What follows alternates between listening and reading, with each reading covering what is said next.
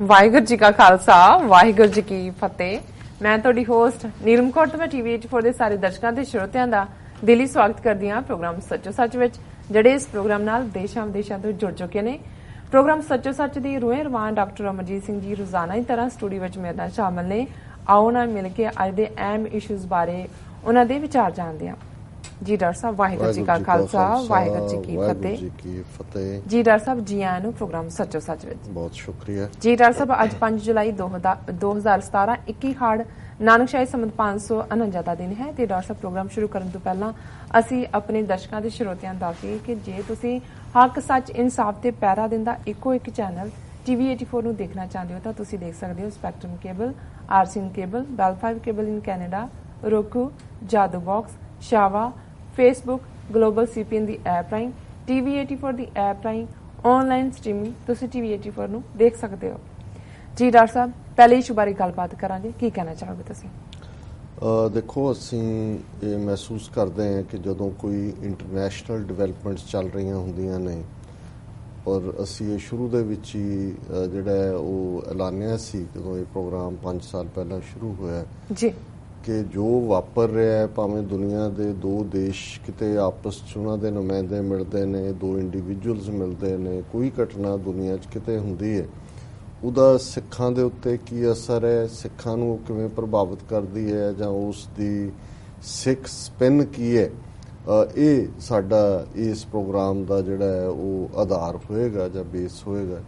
ਸੋ ਅਸੀਂ ਦੇਖ ਰਹੇ ਹਾਂ ਵੀ ਬੜੀ ਤੇਜ਼ੀ ਨਾਲ ਦੋ ਡਿਵੈਲਪਮੈਂਟਸ ਜਿਹੜੀਆਂ ਪਿਛਲੇ ਦਿਨਾਂ 'ਚ ਸਾਹਮਣੇ ਆਈਆਂ ਨੇ ਜੀ, ਕਿਉਂਕਿ ਕੱਲ੍ਹ 4 ਜੁਲਾਈ ਦਾ ਦਿਨ ਹੋਣ ਕਰਕੇ ਅਸੀਂ ਪ੍ਰੋਗਰਾਮ ਨਹੀਂ ਸੀ ਕੀਤਾ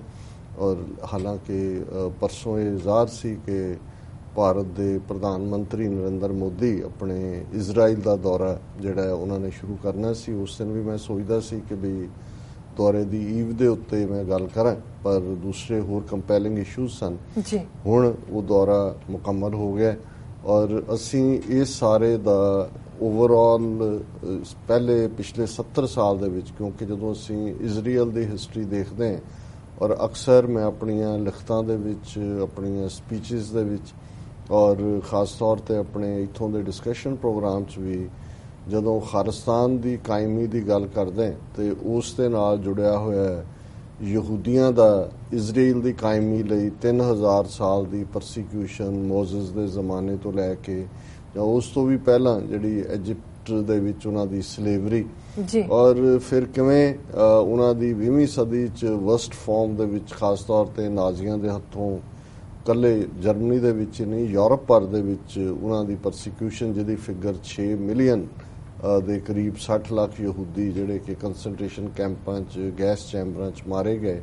ਔਰ ਇਕੱਲੇ ਪੋਲੈਂਡ ਦੇ ਵਿੱਚ ਹੀ 1 ਮਿਲੀਅਨ ਤੋਂ ਜ਼ਿਆਦਾ ਜਿਹੜੇ ਯਹੂਦੀ ਨੇ ਉਹ ਕੰਸਨਟ੍ਰੇਸ਼ਨ ਕੈਂਪ ਔਰ ਗੈਸ ਚੈਂਬਰਾਂ 'ਚ ਗੈਸ ਕਰਕੇ ਉਹਨਾਂ ਨੂੰ ਮਾਰ ਮੁਕਾਇਆ ਗਿਆ ਜੀ। ਔਰ ਜ਼ਾਹਰ ਹੈ ਕਿ ਜਦੋਂ ਇਜ਼ਰਾਈਲ ਦੀ ਕਾਇਮੀ ਦੀ ਗੱਲ ਦੁਨੀਆ ਦੇ ਵਿੱਚ ਖਾਸ ਤੌਰ 'ਤੇ ਯੂਨਾਈਟਿਡ ਨੇਸ਼ਨਸ ਨੇ 1947 ਦੇ ਵਿੱਚ ਇਹ ਮਤਾ ਕੀਤਾ ਕਿ ਫਲਸਤੀਨ ਨੂੰ, ਜਿਹੜਾ ਕਿ ਪਹਿਲੇ ਸੰਸਾਰ ਜੰਗ ਤੋਂ ਬਾਅਦ ਲਗਭਗ 400 ਸਾਲ ਸਾਰਾ ਮਿਡਲ ਈਸਟ ਆਟੋਮੈਨ ਅੰਪਾਇਰ ਦੇ ਥੱਲੇ ਸੀ, ਉਸ ਤੋਂ ਜ਼ਿਆਦਾ ਹੀ ਸਮਾਂ, ਔਰ ਬਾਅਦ 'ਚ ਜਦੋਂ ਇਹਨਾਂ ਨੇ ਆਪਸੀ ਇਹ ਵੰਡ ਕੀਤੀ ਤੇ ਫਲਸਤੀਨ ਦਾ ਹਿੱਸਾ ਜਿੱਥੇ ਕਿ ਅੱਜ ਇਜ਼ਰਾਈਲ ਕਾਇਮ ਹੈ ਔਰ ਫਲਸਤੀਨੀਅਨ ਜਿੱਥੇ ਅਥਾਰਟੀ ਹੈ ਵੈਸਟ ਬੈਂਕ, ਇਹ ਜਿਹੜਾ ਹੈ ਇਹ ਅੰਗਰੇਜ਼ਾਂ ਦੀ ਕਾਲੋਨੀ ਬਣਿਆ ਔਰ ਜ਼ਾਹਰ ਹੈ ਵੀ ਅੰਗਰੇਜ਼ਾਂ ਨੇ ਸਾਰੇ ਪੀਰੀਅਡ ਦੇ ਵਿੱਚ ਆਪਣੀਆਂ ਖੇਡਾਂ ਖੇਡੀਆਂ। 19ਵੀਂ ਸਦੀ ਦੇ ਅਖੀਰ ਦੇ ਵਿੱਚ ਮਿਡਲ ਈਸਟ ਦੇ ਵਿੱਚ ਵੈਸੇ ਤੇਲ ਦੀ ਜਿਹੜੀ ਹੈ ਉਹ ਖੋਜ ਹੋਈ ਸੀ ਔਰ ਇਹ ਸੋਰਸ ਆਫ ਐਨਰਜੀ ਇਹਨਾਂ ਨੂੰ ਲੱਗਦਾ ਸੀ ਵੀ ਇਹਦੇ 'ਤੇ ਕਿਵੇਂ ਕੰਟਰੋਲ ਕਰਨੇ। ਸੋ ਕੁੱਲ ਮਿਲਾ ਕੇ ਯਹੂਦੀਆਂ ਨੇ ਮਿਡਲ ਈਸਟ ਦੇ ਵਿੱਚ ਆਪਣਾ ਨੇਸ਼ਨ ਬਣਾਉਣ ਦੇ ਨਾਂ ਥੱਲੇ 19ਵੀਂ ਸਦੀ ਦੇ ਅਖੀਰ ਦੇ ਵਿੱਚ ਹੀ ਐਕਟੀਵਿਟੀ ਸ਼ੁਰੂ ਕਰ ਦਿੱਤੀ ਸੀ, ਪ੍ਰੋਟੋਕਾਲ ਆਫ ਜਿਊਜ਼ ਦੇ ਨਾਂ ਥੱਲੇ ਔਰ ਕੁਛ ਜਿਹੜੀ ਹੈ ਸਾਇਲੈਂਟ ਐਕਟੀਵਿਟੀ। ਲੇਕਿਨ ਇਹਨਾਂ ਦੀ ਪ੍ਰੋਬਲਮ ਇਹ ਸੀ ਕਿ ਉਸ ਖਿੱਤੇ ਜਿੱਥੇ ਇਜ਼ਰਾਈਲ ਬਣਾਉਣਾ ਚਾਹੁੰਦੇ ਸੀ ਯਹੂਦੀਆਂ ਦੀ ਆਬਾਦੀ 10-12% ਦੇ ਕਰੀਬ ਹੀ ਸੀ ਔਰ ਫਿਰ ਇਹਨਾਂ ਨੇ ਕਿਵੇਂ ਸਿਸਟਮੈਟਿਕਲੀ 20ਵੀਂ ਸਦੀ 'ਚ ਪਹਿਲਾਂ ਆਟੋਮੈਨ ਅੰਪਾਇਰ ਨੂੰ 19ਵੀਂ ਸਦੀ ਦੇ ਅਖੀਰ 'ਚ ਬਰਾਈਬ ਕਰਕੇ, ਜਿਹੜਾ ਕਿ ਆਲਰੇਡੀ ਜਿਹੜਾ ਉਹ ਕਾਫੀ ਭ੍ਰਿਸ਼ਟਾਚਾਰ ਦੇ ਵਿੱਚ ਜਾਂ ਕਰਪਸ਼ਨ ਦੇ ਵਿੱਚ ਫਸਿਆ ਹੋਇਆ ਸੀ, ਉੱਥੇ ਉਹਨਾਂ ਨੇ ਆਪਣੇ ਬੰਦੇ ਬਿਠਾਣੇ ਸ਼ੁਰੂ ਕੀਤੇ। ਫਿਰ ਅਸੀਂ ਦੇਖਦੇ ਹਾਂ ਕਿ ਫਸਟ ਵਰਲਡ ਵਾਰ ਤੋਂ ਬਾਅਦ ਤਾਂ ਜਦੋਂ ਅੰਗਰੇਜ਼ੀ ਉਹ ਟੈਰੀਟਰੀ ਬਣ ਗਈ, ਫਲਸਤੀਨ ਉਹਨਾਂ ਦੇ ਹਿੱਸੇ ਆਇਆ। ਫਿਰ 1920 ਤੋਂ 1930 ਤੱਕ ਪਹੁੰਚਦਿਆਂ ਇਹਨਾਂ ਨੇ ਕਾਫੀ ਯਹੂਦੀ ਉੱਥੇ ਪੁਸ਼ ਕੀਤੇ, ਲਿਆਂਦੇ, ਔਰ 1930s ਦੀ ਬਿਗਨਿੰਗ ਦੇ ਵਿੱਚ ਰਾਦਰ ਉੱਥੇ ਰਾਈਟਿੰਗ ਹੋਈ ਔਰ ਅਰਬਾਂ ਨੇ ਕਾਫੀ ਰੈਜ਼ਿਸਟ ਕੀਤਾ, ਕਿਉਂਕਿ ਉਹ ਸਮਝਦੇ ਸੀ ਕਿ ਬੜੇ ਯੋਜਨਾਬੱਧ ਤਰੀਕੇ ਨਾਲ ਉਹਨਾਂ ਨੂੰ ਮਾਈਨੋਰਟੀ 'ਚ ਬਦਲਿਆ ਜਾ ਰਿਹਾ ਹੈ। ਔਰ ਉਸ ਰਾਈਟਿੰਗ ਦੇ ਹਵਾਲੇ ਨਾਲ ਵੀ ਜਿਹੜੇ ਉਦੋਂ ਤੱਕ 1920 'ਚ ਯਹੂਦੀਆਂ ਦੇ ਆਪਣੇ ਹਗਨਾ ਵਰਗੇ ਜਿਹੜੇ ਨੇ ਦਹਿਸ਼ਤਗਰਦ ਗਰੁੱਪ ਵੀ ਉਹਨਾਂ ਨੇ ਬਣਾ ਲਏ ਸੀ, ਔਰ ਬ੍ਰਿਟਿਸ਼ ਐਡਮਿਨਿਸਟ੍ਰੇਸ਼ਨ ਔਰ ਉਹਨਾਂ ਦੀ ਮਦਦ ਨਾਲ ਹਜ਼ਾਰਾਂ ਅਰਬ ਜਿਹੜੇ ਨੇ ਉਹ ਮਾਰੇ ਗਏ ਸੀ ਉਹਨਾਂ ਰਾਇਟਸ ਦੇ ਵਿੱਚ 1930 'ਚ। ਔਰ ਅੰਗਰੇਜ਼ਾਂ ਨੇ ਪਹਿਲੀ 1917 ਦੇ ਵਿੱਚ ਹੀ ਜਿਹੜੀ ਬੈਲਫੇਅਰ ਡੈਕਲੇਰੇਸ਼ਨ ਦੇ ਨਾਂ ਥੱਲੇ ਇਹ ਮੰਨ ਲਿਆ ਸੀ ਕਿ ਵੇਅਰ ਐਜ਼ ਅਸੀਂ ਇੱਕ ਨੇਸ਼ਨ ਬਣਾਵਾਂਗੇ, ਯਹੂਦੀਆਂ ਦੀ ਪਰਸੀਕਿਊਸ਼ਨ ਹੋਈ ਹੈ ਸੋ ਇਹ ਸਾਰੇ ਮੈਂ ਬਹੁਤ ਵੇਰਵੇ 'ਚ ਨਹੀਂ ਜਾਵਾਂਗਾ। ਇਹ ਉਹਨਾਂ ਦੇ ਨੇਸ਼ਨ ਸਟੇਟ ਦਾ ਕੇਸ ਬਿਲਡ ਕਰਨ ਦੇ ਵਿੱਚ ਇਹ ਸਾਰੇ ਜਿਹੜੇ ਨੇ ਆਧਾਰ ਚੱਲ ਰਹੇ ਸੀ। ਔਰ 1930 ਤੱਕ ਪਹੁੰਚਦੇ ਆ ਆਬਾਦੀ ਉਹਨਾਂ ਦੀ ਭਾਵੇਂ ਉਹਨਾਂ ਨੇ ਵਧਾਈ ਪਰ 30% ਤੋਂ ਜ਼ਿਆਦਾ ਨਹੀਂ ਸੀ। ਸੋ ਦੂਸਰਾ ਸੰਸਾਰ ਯੁੱਧ ਜਦੋਂ ਹੋਇਆ 1939 ਤੋਂ 1945 ਤੱਕ, ਔਰ 1930 'ਚ ਜਰਮਨੀ ਦੇ ਵਿੱਚ ਸ਼ੁਰੂ ਹੋਈ ਇਹਨਾਂ ਦੀ ਪਰਸੀਕਿਊਸ਼ਨ, ਔਰ ਜਿਹੜੀ ਫਿਰ ਜਿੱਥੇ ਜਿੱਥੇ ਜਰਮਨ ਫੌਜਾਂ ਗਈਆਂ ਉਹਦੇ 'ਚ ਹੋਇਆ, ਔਰ ਲੋਕਲ ਪੋਪੂਲੇਸ਼ਨ ਵੀ, ਇਹ ਸਿਰਫ ਹਿਟਲਰ ਦੇ ਸਿਰ ਮੜਨਾ ਜਿਹੜਾ ਸ਼ਾਇਦ ਉਹ ਇਤਿਹਾਸ ਨਾਲ ਨਿਆਂ ਸੰਗਤਤਾ ਨਹੀਂ ਹੈ। ਜਿਹੜੀ ਨਫ਼ਰਤ ਯਹੂਦੀਆਂ ਦੇ ਖਿਲਾਫ ਸਮੁੱਚੇ ਕ੍ਰਿਸਚੀਅਨ ਵਰਲਡ ਦੇ ਵਿੱਚ ਸੀ 2000 ਸਾਲ ਤੋਂ ਹੀ ਸੀ। ਹਾਲਾਂਕਿ ਜੀਸਸ ਕ੍ਰਾਈਸਟ ਖੁਦ ਫਲਸਤੀਨੀ ਮੂਲ ਦੇ ਯਹੂਦੀ ਸਨ, ਪਰ ਇਸ ਗੱਲ ਲਈ ਕਦੇ ਵੀ ਈਸਾਈਆਂ ਨੇ ਮਾਫ ਨਹੀਂ ਕੀਤਾ ਜਦੋਂ ਯੂਰਪ ਕ੍ਰਿਸਚੀਅਨਡਮ ਦੇ ਵਿੱਚ ਆਇਆ ਕਿ ਇਹਨਾਂ ਯਹੂਦੀਆਂ ਦੇ ਹੀ ਉਸ ਰਿਲੀਜੀਅਸ ਕਲਾਸ ਕਲਰਜੀ ਨੇ ਰੋਮਨ ਐਮਪਾਇਰ ਤੋਂ ਜੀਸਸ ਨੂੰ ਜਿਹੜਾ ਉਹ ਸਲੀਪ ਤੇ ਚੜਵਾਇਆ ਸੀ ਜਾਂ ਕਰੂਸੀਫਾਈ ਕਰਵਾਇਆ ਸੀ। ਸੋ ਉਹ ਜਿਹੜੀ ਨਫ਼ਰਤ ਜਿਹੜੀ ਆ ਉਹ ਫੁੱਲ ਸਕੇਲ ਇਸ ਪੀਰੀਅਡ ਸਾਹਮਣੇ ਆਈ। ਔਰ ਜਦੋਂ ਤੱਕ ਦੂਸਰਾ ਸੰਸਾਰ ਯੁੱਧ ਖਤਮ ਹੋਇਆ 1945 ਦੇ ਵਿੱਚ, ਜਿਹੜੀਆਂ ਕਹਾਣੀਆਂ ਬਾਹਰ ਆਈਆਂ ਗੈਸ ਚੈਂਬਰਾਂ ਦੀਆਂ ਔਰ ਦੂਸਰੇ ਸਾਰੇ ਪਾਰਟ ਦੀਆਂ, ਉਸ ਤੋਂ ਬਾਅਦ ਇਹ ਗੱਲ ਸਾਹਮਣੇ ਆਈ ਕਿ ਯੂਰਪ ਦੇ ਅੰਦਰ ਇੱਕ ਕਲੈਕਟਿਵ ਗਿਲਟ ਦੀ ਭਾਵਨਾ ਆਈ, ਇੱਕ ਗੁਨਾਹ ਦੀ ਭਾਵਨਾ ਕਿ ਵੀ ਇਹ ਅਸੀਂ, ਔਰ ਕਿਉਂਕਿ ਪਹਿਲਾਂ ਜਦੋਂ ਖਬਰਾਂ ਨਿਕਲਦੀਆਂ ਵੀ ਸੀ ਇੱਥੇ ਅਮਰੀਕਾ 'ਚ ਵੀ ਰੂਜ਼ਵੈਲਟ ਸੀ ਪ੍ਰੈਜ਼ੀਡੈਂਟ 1930s, ਤੇ ਇਹ ਮੰਨਣ ਨੂੰ ਹੀ ਤਿਆਰ ਨਹੀਂ ਸੀ ਕਿਉਂਕਿ ਕਿਤੇ ਨਾ ਕਿਤੇ ਜਿਹੜਾ ਐਂਟਾਈ ਸੈਮਿਟਿਜ਼ਮ ਹੈ ਉਹ ਅਮਰੀਕਾ 'ਚ ਵੀ ਰਿਹਾ, ਅੱਜ ਵੀ ਹੈ ਕਿਸੇ ਹੱਦ ਤੱਕ। ਇਹ ਵੱਖਰੀ ਗੱਲ ਹੈ ਕਿ ਅੱਜ ਦਾ ਇਜ਼ਰਾਈਲ ਕਿਸ ਲੈਵਲ ਦੇ ਉੱਤੇ ਬਿਹੇਵ ਕਰ ਰਿਹਾ ਹੈ, ਉਹ ਜਿਹਾ ਕਿ ਨਾਜ਼ੀਆਂ ਦਾ ਜਰਮਨੀ ਜਿਹੜਾ ਹੈ ਉਹ ਘੱਟ ਗਿਣਤੀਆਂ ਨਾਲ ਕਰਦਾ ਸੀ, ਉਹ ਵਰਤਾਰਾ ਉਹ ਫਲਸਤੀਨੀਆਂ ਨਾਲ ਔਰ ਆਪਣੀ 20% ਤੋਂ ਜ਼ਿਆਦਾ ਜਿਹੜੀ ਅਰਬਾਂ ਦੀ ਆਬਾਦੀ ਹੈ ਮੁਸਲਮਾਨਾਂ ਦੀ ਉਹਨਾਂ ਦੇ ਨਾਲ ਕਰਦਾ। ਸੋ ਕੁੱਲ ਮਿਲਾ ਕੇ ਇਸ ਸਾਰੇ ਕਲੈਕਟਿਵ ਗਿਲਟ ਚੋਂ ਫਿਰ ਜਿਹੜੀ ਹੈ ਇੰਟਰਨੈਸ਼ਨਲ ਇੱਕ ਪ੍ਰਭਾਵ ਦੇ ਥੱਲੇ 1947 ਚ ਯੂਨਾਈਟਿਡ ਨੇਸ਼ਨਸ ਨੇ ਪਾਸ ਕੀਤਾ ਕਿ ਵੰਡ ਦਿੱਤਾ ਜਾਏ ਫਲਸਤੀਨ ਨੂੰ। ਇਜ਼ਰਾਈਲ ਔਰ ਫਲਸਤੀਨ ਦੋ ਸਟੇਟਾਂ ਦੇ ਵਿੱਚ। ਇਜ਼ਰਾਈਲ ਤਾਂ ਉਹਨਾਂ ਦੇ ਤਾਂ ਪਹਿਲਾਂ ਹੀ ਪੱਲੇ ਨਹੀਂ ਸੀ ਕੁਛ, ਉਹਨਾਂ ਤਾਂ ਮੰਨਣਾ ਹੀ ਸੀ, ਲੇਕਿਨ ਅਰਬਾਂ ਨੇ ਰੈਜ਼ਿਸਟ ਕੀਤਾ ਔਰ ਉੱਥੋਂ ਲੜਾਈਆਂ ਦਾ ਦੌਰ ਸ਼ੁਰੂ ਹੋਇਆ। ਪਹਿਲੇ ਸਟੇਜ ਤੇ 2-3 ਦੇਸ਼ਾਂ ਨੇ ਹਮਲਾ ਕੀਤਾ ਔਰ ਇੱਕ ਫਿਰ ਵੱਖਰਾ ਚੈਪਟਰ ਹੈ ਕਿ ਉਹ 1948-49 ਦਾ ਪੀਰੀਅਡ ਹੋਏ, 1950 ਦਾ ਹੋਏ ਜਾਂ 1966-67 ਦੇ ਵਿੱਚ ਫਿਰ ਜਿਹੜੀ 6 ਡੇ ਵਾਰ ਹੈ ਉਹਦਾ ਜ਼ਿਕਰ ਹੋਏ। ਸੋ ਕੁੱਲ ਮਿਲਾ ਕੇ ਇਹ ਇਜ਼ਰਾਈਲ ਦੀ ਬੈਕਗਰਾਉਂਡ ਹੈ ਔਰ ਇਜ਼ਰਾਈਲ ਨੂੰ ਫਾਈਨਲੀ ਜਿਹੜਾ ਯੂਨਾਈਟਿਡ ਨੇਸ਼ਨਸ ਨੇ 14 ਮਈ 1948 ਨੂੰ ਇੱਕ ਆਜ਼ਾਦ ਦੇਸ਼ ਐਲਾਨਿਆ ਸੀ ਔਰ ਯੂਨਾਈਟਿਡ ਨੇਸ਼ਨਸ ਨੇ ਜਿਹੜਾ ਉਸ ਨੂੰ 11 ਮਈ 1949 ਨੂੰ ਮਾਨਤਾ ਦਿੱਤੀ। ਹੁਣ ਜਦੋਂ ਅਸੀਂ ਇਜ਼ਰਾਈਲ ਦਾ ਜ਼ਿਕਰ ਕਰ ਰਹੇ ਹਾਂ ਜਾਂ ਜਦੋਂ ਖਬਰਾਂ 'ਚ ਇਜ਼ਰਾਈਲ ਹੁੰਦਾ ਹੈ ਔਰ ਇੰਟਰਨੈਸ਼ਨਲੀ ਬਹੁਤਿਆਂ ਨੂੰ ਲੱਗਦਾ ਪਤਾ ਨਹੀਂ ਕਿੰਨਾ ਕੁ ਵੱਡਾ ਮੁਲਕ ਹੈ, ਕਿੰਨੀ ਕੁ ਆਬਾਦੀ ਹੈ, ਜਾਂ ਜਦੋਂ ਅਸੀਂ 30 ਮਿਲੀਅਨ ਸਿੱਖ ਨੇਸ਼ਨ ਦੇ ਭਵਿੱਖ ਦੀ ਗੱਲ, ਮੁਸਤਕਬਲ ਦੀ ਗੱਲ ਕਰਦੇ ਹਾਂ, ਖਾਲਿਸਤਾਨ ਬਣਾਉਣ ਦੀ ਗੱਲ, ਤੇ ਸਾਡੇ ਹੀ ਕਈ ਜਿਹੜੇ ਅਨਪੜ੍ਹ ਕਿਸਮ ਦੇ ਔਰ ਕੁਝ ਪੜ੍ਹੇ ਲਿਖੇ ਅਨਪੜ੍ਹ ਉਹ ਕਹਿਣਗੇ ਜੀ ਲੈਂਡ ਲੌਕਡ, ਆਬਾਦੀ ਕਿੱਥੇ, ਇਕਨੋਮੀ ਕਿੱਥੋਂ ਆਏਗੀ, ਏਰੀਆ ਕਿੰਨਾ, ਇਹ ਤਾਂ ਛੋਟੀ ਜਿਹੀ ਸੂਬੀ ਹੋਏਗੀ। ਪਰ ਜਿਹੜਾ ਇਜ਼ਰਾਈਲ ਅੱਜ ਦੁਨੀਆ ਨੂੰ ਟਰਮਸ ਡਿਕਟੇਟ ਕਰਦਾ ਹੈ ਔਰ ਅਮਰੀਕਾ ਦੇ ਵਿੱਚ ਕਿਸ ਕਦਰ ਪ੍ਰਭਾਵ ਹੈ ਕਿ ਜਿਨ੍ਹਾਂ ਨੂੰ ਮੁੱਢਲਿਆਂ ਨੂੰ ਅਮਰੀਕਨ ਪ੍ਰੈਜ਼ੀਡੈਂਟ ਮਿਲਦਾ ਬਣਨ ਤੋਂ ਬਾਅਦ ਉਹਨਾਂ 'ਚੋਂ ਇਜ਼ਰਾਈਲ ਦਾ ਪ੍ਰਧਾਨ ਮੰਤਰੀ ਹੁੰਦਾ। ਇਜ਼ਰਾਈਲ ਦਾ ਸਾਰਾ ਏਰੀਆ ਜਿਹੜਾ ਹੈ ਉਹ ਕੁੱਲ 8019 ਸਕੁਅਰ ਮਾਈਲ ਹੈ। ਹੁਣ 8000 ਪਲੱਸ ਵਰਗ ਮੀਲ ਦਾ ਉਹ ਸਾਰਾ ਮੁਲਕ ਹੈ ਔਰ ਆਬਾਦੀ ਇਜ਼ਰਾਈਲ ਦੀ ਜਿਹੜੀ ਹੈ ਉਹ 8 ਮਿਲੀਅਨ ਦੇ ਲਗਭਗ ਹੈ। 80 ਲੱਖ ਜਿਹੜੀ ਹੈ ਉਹ ਆਬਾਦੀ ਹੈ ਸਾਰੇ ਇਜ਼ਰਾਈਲ ਦੀ ਔਰ 8019 ਉਹਨਾਂ ਦੀ ਸਕੁਅਰ ਮਾਈਲ ਟੈਰੀਟਰੀ ਹੈ, ਕੁਝ ਉਹਨਾਂ ਨੇ ਦੱਬੀ ਹੋਈ ਹੈ ਵੈਸਟ ਬੈਂਕ ਤੋਂ ਇਲਾਵਾ ਗਾਜ਼ਾ ਜਾਂ ਗੋਲਾਨ ਹਾਈਟਸ ਉਹ ਜਿਹੜਾ ਪਾਰਟ ਹੈ। ਤੇ ਆਬਾਦੀ ਵੀ ਇਹ ਨਹੀਂ ਹੈ ਕਿ ਵੀ ਜਿਵੇਂ ਕੁਝ ਮੁਲਕਾਂ ਜਿਵੇਂ ਪਾਕਿਸਤਾਨ ਹੈ ਉਹਦੇ ਚ 96-97% ਮੁਸਲਮਾਨ ਨੇ ਜਾਂ ਹੋਰਨਾਂ ਚ ਵੀ। ਇਜ਼ਰਾਈਲ ਦੇ ਵਿੱਚ ਜਿਹੜੀ ਪੋਪੂਲੇਸ਼ਨ ਹੈ ਉਹਨਾਂ ਦੀ ਉਹ 74% ਦੇ ਕਰੀਬ ਯਹੂਦੀਆਂ ਦੀ ਆਬਾਦੀ ਹੈ,